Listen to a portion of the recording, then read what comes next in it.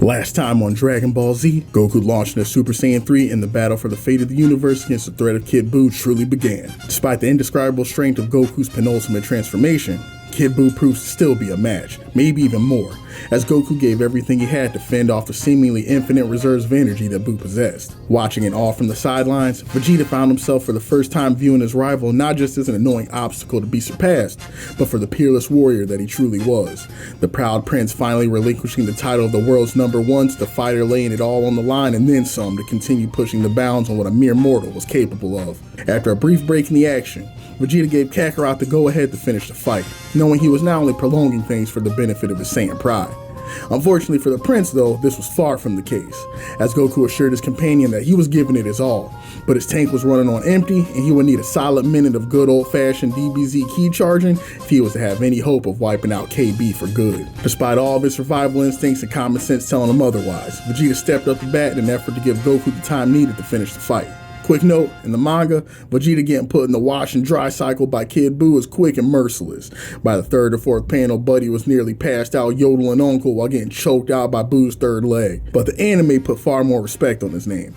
Vegeta definitely still got washed, but it was far more in the vein of the heroic cool guy on his last stand, as opposed to the almost comedic beatdown Sensei Toriyama gave that fellow on ink and paper. Attack after bone-breaking attack, Vegeta would yelp like a scalded dog and get right back up for another bruising.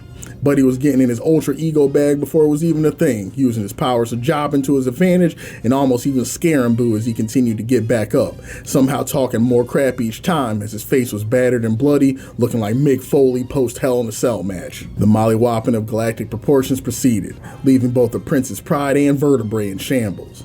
As he stood on the precipice between life and death, before Buu could strike the definitive blow, who else but the Earth's true savior Hercule should arise at the dawn of the final hour to once again save the day. Would Hercule's final stand be enough to put a stop to Majin Buu's onslaught? Stop right there, you baby back bitch! Do you really think that I, Hercule Satan, former protector of Earth, would just stand idly by during the match of the millennium? Knuckle up, Buttercup, cause I'm about to beat the ugly off you. Low-key upset he wasted one of his nastiest one-liners on what he was convinced was still a dream. To the surprise of everyone still remaining in the universe, Hercule took up a fighting stance, appearing to be serious about giving Buu what little, and I mean very little, he had in the tank to support the Goku Please Save Us All GoFundMe drive. As Buu internalized that the little man with the hairy afro did indeed want smoke, what came next was a masterclass in Satananics that will continue to keep the DBZ power scaling community in shambles for years to come. I promise y'all, I'm actually convinced that this fella Satan is actually a plant from the JJK universe. Whenever he gets into a fight where he's unfathomably outclassed, it's like the dude activates his domain Kayfabe Unlimited and everybody trapped in it gets their power raised or lowered based on Satan's level of fear or overconfidence. Tell me how this man somehow dodged a full speed slap by Kid Buu. At this point, I'm pretty sure we've established that at the top tier in the DBZ canon at this point, hell, even the B Squad by now are moving at Mach speed or higher when they're scrapping in try-hard mode, especially when they're trying to do some damage. So y'all telling me this fellow Satan is able to drop to his knees faster than the speed of light? Somebody give this man a Brazzer sponsorship already. After Hercule dodges the attack, Goku's gassing Satan up like crazy, talking about some, yeah, Hercule, I see you. At this point, I can't tell if Goku's caught up in Hercule's kayfabe domain and what he actually thinks about his strength or not. But even more importantly, KB starts bugging. At first I thought it was because he just realized how far he was going to drop on the tier list after having his attack dodged by Hercule, but in reality, it was his conscience and IBS, leading him to spit out Big Body Buu, and with that act committed, quite literally spitting out the last ounce of good he had in him. Kid Buu was now pure, unfiltered black Air Force, and the world was about to be a worse place for it. And what's the first thing Kid Buu does after he regains his composure? Y'all already know, finish his plate with Hercule, who had the cajones to play in his face thinking the whole thing was sweet. But yet again, here's another moment we gotta give Hercule his flowers, cause this man took a real life dove to the face from Majin Buu and lived to tell the tale. That's what I'm talking about! That's why he's the MVP! That's why he's the GOAT! The GOAT! Now, I'd be lying if I sat here in front of you and said it was a dignified display or anything like that. But what other human out here is taking a straight sock to the face from KB and not exploding like an episode of Dr. Pimple Popper on the spot? I still don't understand the mechanics of how this works, because even if Kid Buu was holding back, which experience has shown little homie doesn't exactly do, the level of raw strength we've seen out of this monstrosity leaves me to believe that he's sending like 95% of the Z roster to that big Tupac concert in the sky if they can even take a remotely serious hit from him. But here in front of all the world to see, this fella Satan ate one square to the noggin and continued to stand on, or maybe crawl on, business nonetheless. While all this commotion was going on, Vegeta found a few of his remaining teeth on the lawn and put them back in long enough to ask Goku why he hadn't punched KB's card yet. All this fella Goku could do was tell him, "I ain't really sure, little bro. Guess I just ain't got the sauce right now." Vegeta looked at him horrified. Kakarot, the absolute clown king, decided to wait till now, when Vegeta finally put on his big boy onesie and admitted defeat. When the universe was solely in his power to save with no alternative options, now is when he wants to decide to dip his toe into the jobber bag and decide he ain't really got it in him like that. If Vegeta could feel his legs, I know he would have stood up and slapped him square in the face. And while Goku was up top wrestling with his performance anxiety issues, Kid Buu decided it was time to finally knock Hercule's massive dome off his shoulders and cocked his arm back to give him the craziest backhand since Serena Williams took up a racket, when a key blast blocked his way, leaving everyone stunned. BBW Buu stood feet planted, declaring war on the part of him that dared to lay a finger on his lover and rush headlong into danger to fight for his beloved's honor. As Buu fought his inner demons, Vegeta continued his heart-to-heart with Kakarot, imploring him that if there was ever a time for him to lock in, it was now. That key charge had to be ready to go by this point. Goku begged to differ. Not only did he not build up enough strength to end this Kid Buu arc, he was actually getting weaker, returning to base form while staring at his own hands and puffing like when he caught Yardrat herpes back in the day. Vegeta truly couldn't believe his eyes. "Oh my god, Kakarot, we're cooked." Vegeta and Goku stood side by side, momentarily calculating some way out of this mess. But currently the only thing standing between Kid Buu and a dub was a pathological liar, a 4'4" dead man, a Saiyan with newly garnered erectile dysfunction, and the villain's weaker, overweight version of himself, who is currently getting his taffy tossed as we speak. To say things weren't looking up would have been the understatement of all understatements. As Vegeta watched the villain that put him in a body bag in his pockets ran by his little brother, something came over him and he cried out into the air, "Effeminate Kai and Height Challenge Namek, I know you're listening to me.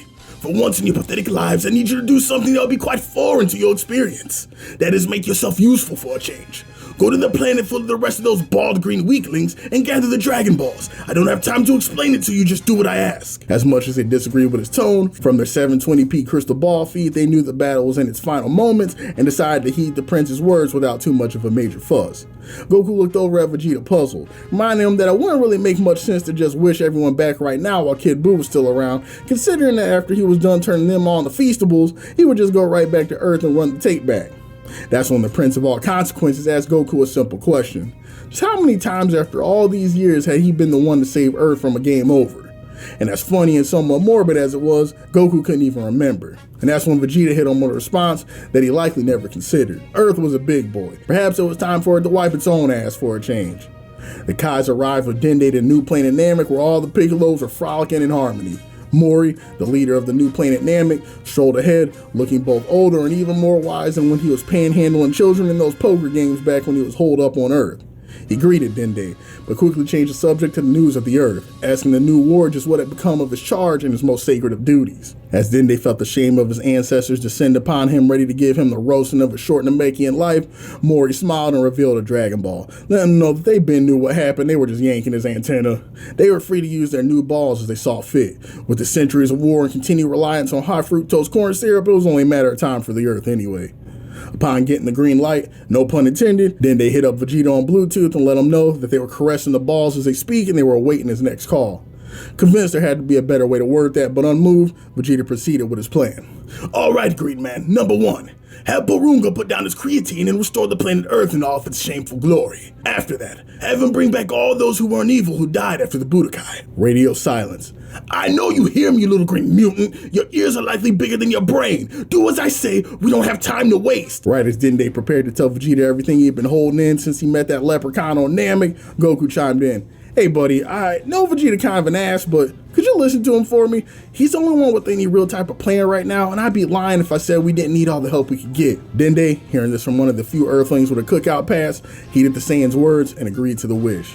I actually like this moment a lot in retrospect because it showcases a couple things. One, this fella Dende still doesn't mess with Vegeta like that, and absolutely who could blame him? Fella has done him crazy foul on multiple occasions, and while Goku and company may have been around him enough to see past his flaws, Dende certainly had not. But it's also a little foreshadowing to one of the upcoming challenges that we see Vegeta face, trying to get the Earth to scratch his own butt for once. Sometimes you have someone with the right message, but they aren't the right messenger, and that reality will become very significant in the coming minutes. Goku stares at Vegeta in confusion, not because he disagrees with the wish, but because the timing and the way he worded it seems so strange. Why didn't he ask for everyone Buu took out to be brought back? Wouldn't that have the same effect? No, clown, if we went about it that way, that disgusting rat and lunatic with the goatee would be right back upon us, causing all manners of problems. And also, it wouldn't bring back the Earthlings I took out while I was going through my growing pains. As Goku reflected on Vegeta being far more intelligent than he ever really gave him credit for, Dende began putting things into place, knocking the dust off his Namekian Duolingo tab and summoning Porunga to get to work on whatever plan the Prince of All Redemption seemed to be cooking up within his massive forehead. As Dende got to talking, Kid Buu was still rocking, the brain inside high cholesterol Buu's skull, that is. Vegeta watched, horrified but also feeling the slightest bit vindicated, as Big Body Buu got used as a literal bowling ball to remodel the landscape around the land of the Kais. Guess that fat idiot can get hurt after all. And while I could watch this all day, the minute he runs out of steam, we're all done for. The hell is the holdup, great man? Did you make the wish or what? He did, you rude ape, but what you requested was a massive wish. It takes time. By the way, what color are your wife's underwear? But before Vegeta could properly retort, Goku made an observation that took the both of them off guard. While Majin Buu was in the throes of death, Vegeta's halo that once downed his ever-expanding cranium disappeared, providing irreconcilable proof that the Vegeta in front of them had now fully completed his heel face turn, war crimes and all. Which also means that the request he made was a success. The Earth was now returned to its former glory, as well as the people that inhabit it. Seeing Big Green, Piccolo, the homies on the lookout, and the randoms on Earth all dusting themselves off after getting flatlined was a hell of a moment. With things becoming the Goku and Vegeta show for so much of this last half of things, you almost forget how many characters there are that got packed up along the way. With the Earth return, Vegeta showcasing that massive forehead occupying 3/4 of his dome wasn't just for show, turns to Kakarot to put the final piece of the plan in motion. It was time for a spirit bomb. The level of gravitas Vegeta delivered that line with, coupled with Goku's reaction, was just beautiful. After hearing the Prince say that his power play after all this time was a funky-ass Genki Dama, Goku almost went Super Saiyan 3 and finished the job he never did back on Earth. Vegeta, a spirit bomb, a Genki Dama, that attack couldn't even scratch Buu if everyone on Earth gave me a little energy. Maybe if I just kill us right now, I can make it a tiny bit less painful than what Boo's gonna do to us. Cut the dramatics, Kakarot, this'll work, because we aren't about to take just a little bit of energy. We're about to take everything they offer us and then some. If they want to be rid of this Majin Buu debacle, it's about time we let those pathetic Earthlings take their safety in their own hands for a change. Well, I'll be. I still think it would have been easier if we would have just wished Gohan and the boys over so we could all jump Buu at once. This might be worth a shot too. Guess I'll get started. Hey, yo, Vegeta, you haven't told me what to do with this third wish yet. Pipe down, Green Man. Use it to buy a new hairline for all I care. What I need is another favor. Kais, can you use your powers to get me in touch with everyone on Earth? I have a message for the Earthlings to deliver like that fool Babidi did. Sorry, Vegeta. I don't think it's possible for any of us to communicate like Babidi did back on Earth. Of course, absolute waste of oxygen till the end. There was a Kai that could help. King Kai to be exact. And so pleased with Vegeta looking to use his ultimate technique for the series-ending trump card, he decided to overlook the Prince's many discretions and lend him his power to speak directly to the people of Earth. Damn, my balls are starting to itch like hell in this Vegeta, you're alive. Shit. Well, hear me now, Earthlings. I'm currently contacting you from another planet, and I know with your short attention spans, you have likely already forgotten, but each and every one of you died along with this godforsaken rock just a few moments ago, but have been brought back through the mercy and power of forces far more kind to you than they likely ought to be.